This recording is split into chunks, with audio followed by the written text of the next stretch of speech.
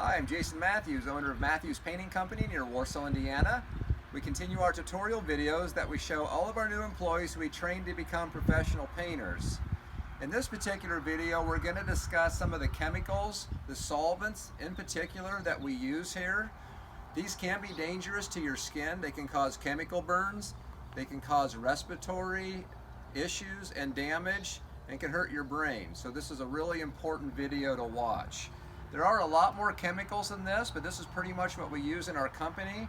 And we don't even use them that much anymore because we've turned to a lot of products that are a lot more environmentally friendly. I'm going to start on the end over here.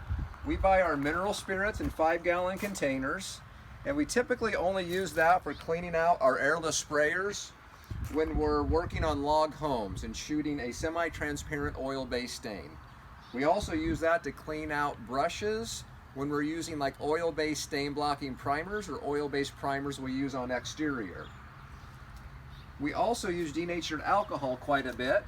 We buy the rest of these chemicals in gallons. We mainly use that to get dried paint off of places where it shouldn't have gotten. So we might get a little drip on a floor even though drop cloths were down, or a little bit that bled through some painter's tape where it got on trim. And this particular chemical, the denatured alcohol, will actually clean that off and won't hurt the oil-based stain trim or polyurethane trim or most flooring or even a countertop. It's also a very good degreaser. There's times we have to wipe down a wall with that that's greasy in a kitchen. And we also many times will clean the edge of trim with that before we apply our painter's tape so that our tape sticks really well. We have lacquer thinner that we use very rarely. It's a great degreaser on industrial type settings. We're not industrial painters. We typically use lacquer thinner if paint has dried on a concrete surface. And you can see the video if you go through our YouTube page, how to remove dried paint from concrete. That's really what we use lacquer thinner for. It's kind of the most potent chemical that we use here. We have also what's called NAFA. NAFA is very similar to mineral spirits over here. It's just a little hotter. That's what they call it. It's just a little stronger.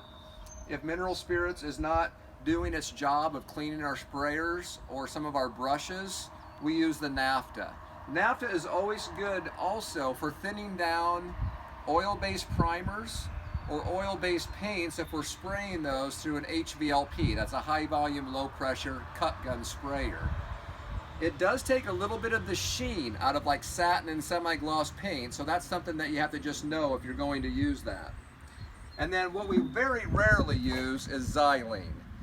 There are some concrete sealers, as well as if you had stamped concrete, where you can roll on a clear sealer. It's called Gator Seal, is the one we like to use. And that requires Xylene for cleaning your equipment. Typically we throw away our brushes and rollers in Xylene, but if we did get that clear coat somewhere, it would take Xylene to actually remove it.